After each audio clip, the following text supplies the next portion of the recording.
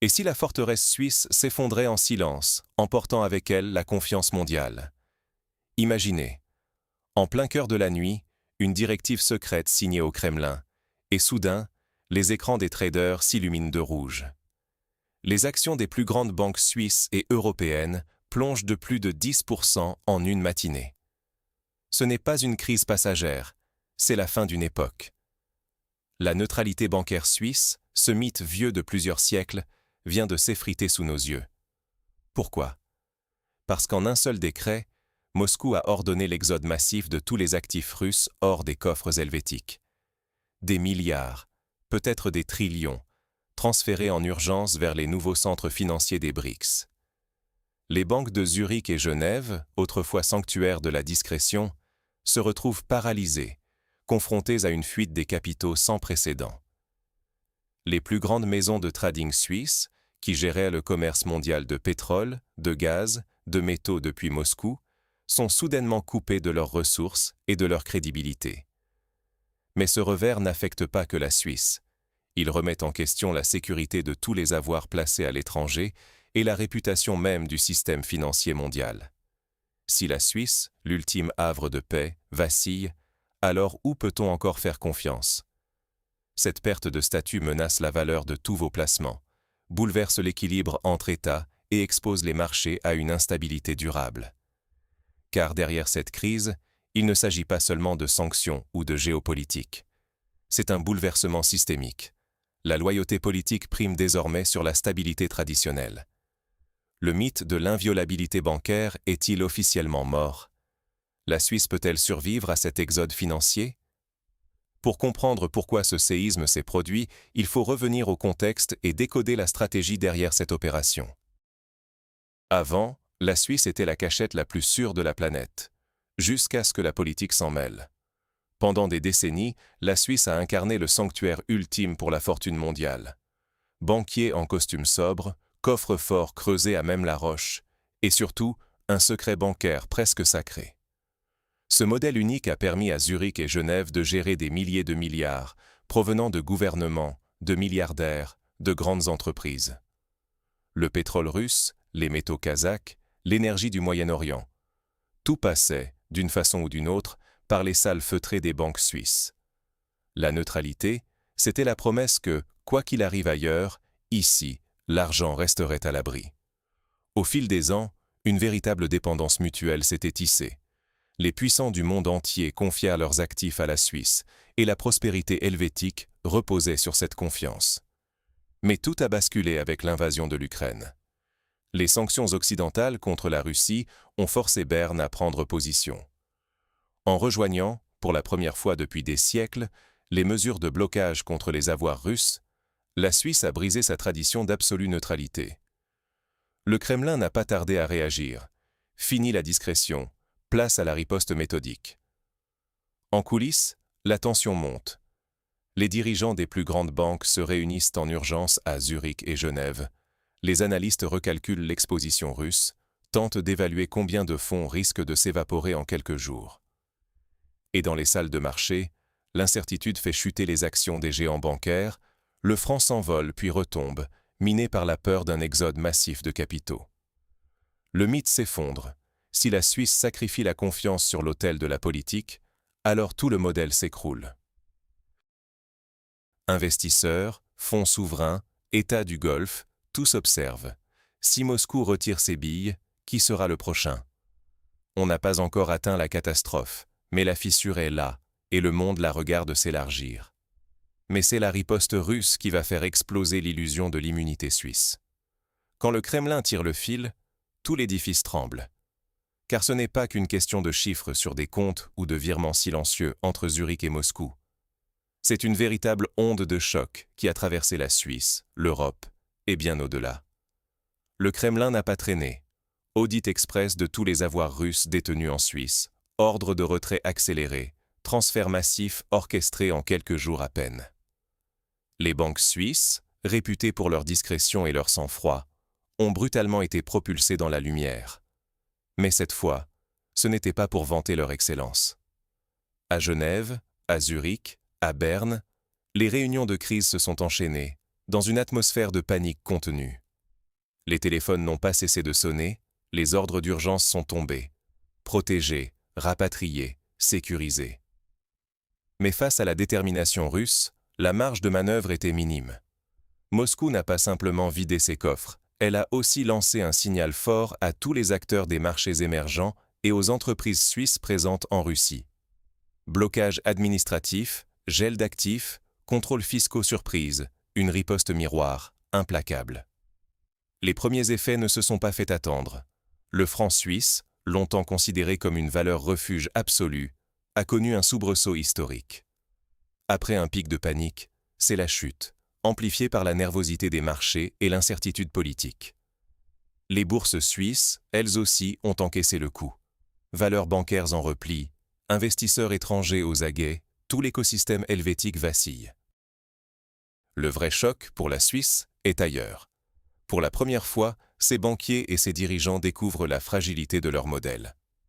La neutralité, ce pilier séculaire, se fissure sous les coups de la géopolitique.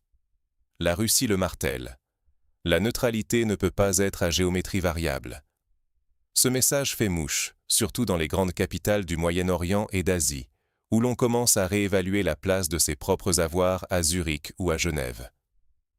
Les premiers fonds souverains du Golfe évoquent déjà, certes discrètement, la réduction de leurs portefeuilles helvétiques. L'effet domino est en marche. Si la Russie peut retirer ses billes du jour au lendemain, qu'est-ce qui garantit la sécurité des autres capitales? L'idée même d'un havre absolument sûr s'effrite. Pour les investisseurs du monde entier, c'est une alerte rouge. Aujourd'hui, la stabilité financière n'est plus garantie par la seule réputation ou l'ancienneté d'une institution, mais par la capacité à naviguer dans un environnement où la loyauté politique prend le dessus sur la tradition. La Suisse réalise soudain que toute la construction de son modèle bancaire repose, in fine, sur la confiance, et que cette confiance peut se dissoudre en quelques jours si la pression géopolitique s'intensifie. Derrière la réaction suisse, une bataille discrète s'engage sur l'avenir du système financier international. Et si la Suisse n'était que la première domino d'une transformation mondiale? Aujourd'hui, derrière la bataille médiatique entre Moscou et Berne, la réalité est tout autre. C'est le modèle entier des places financières, neutres, qui vacille. En Suisse, le débat fait rage. Faut-il céder aux exigences du Kremlin pour conserver sa réputation de sanctuaire, ou rester aligné sur les règles européennes au prix d'une perte de confiance de certains clients? Quelle que soit la réponse, il y a un goût amer. La neutralité absolue n'existe plus. Mais le séisme va bien au-delà des Alpes. Les grandes puissances émergentes, comme les pays des BRICS, accélèrent la construction de leurs propres alternatives. On parle désormais de systèmes de paiement concurrents, de chambres de compensation hors du contrôle occidental, de transactions en monnaie locale, et même de plateformes d'investissement au Moyen-Orient ou en Afrique qui échappent totalement à l'influence des places traditionnelles. L'Asie pousse ses partenaires à régler en yuan, les monarchies du Golfe rêvent d'indépendance financière, et dans le Sud global, la notion de souveraineté monétaire devient un cri de ralliement. Ce qui inquiète aujourd'hui, ce n'est pas une fuite brutale des capitaux, mais bien une migration lente, structurelle, quasi silencieuse. Si la confiance se fissure, les fonds ne disparaissent pas du jour au lendemain. Ils se déplacent, stratégiquement, là où la loyauté politique semble mieux protéger les intérêts économiques.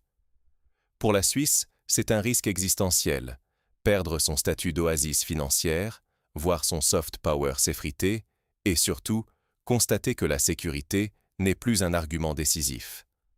Dans ce nouvel ordre, la multipolarité s'installe. Le monde se divise en blocs financiers rivaux, chacun cherchant à imposer ses règles. La promesse d'un système globalisé, régi par la confiance et la stabilité, s'effondre. Les institutions suisses voient leur influence menacée.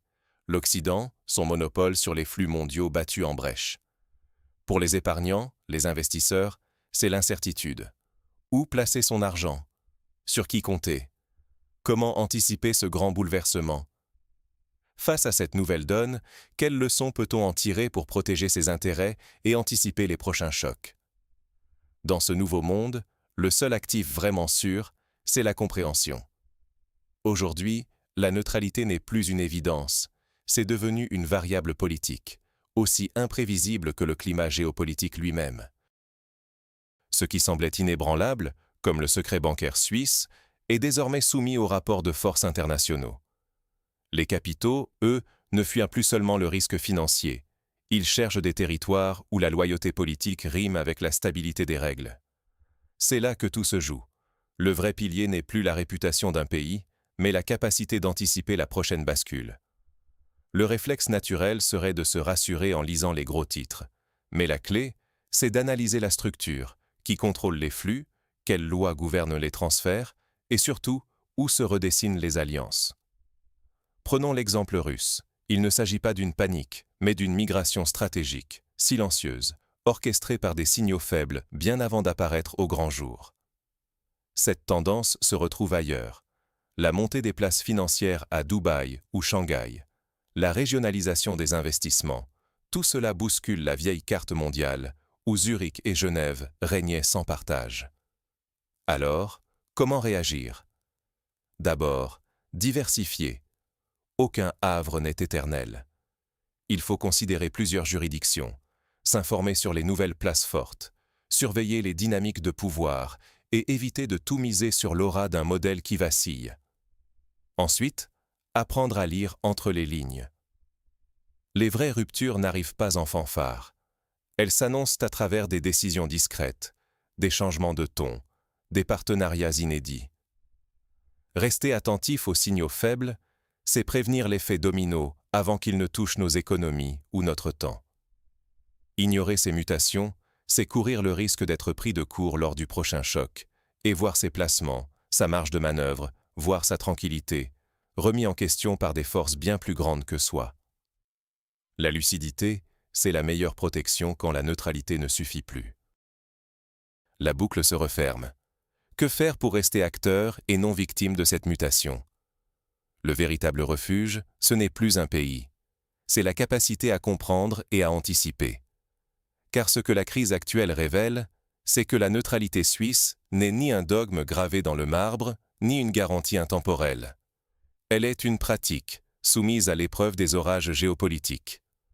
Aujourd'hui, si même la Suisse doit choisir entre loyauté politique, pression internationale et préservation de son modèle, alors il n'existe plus de sanctuaire universel pour les capitaux.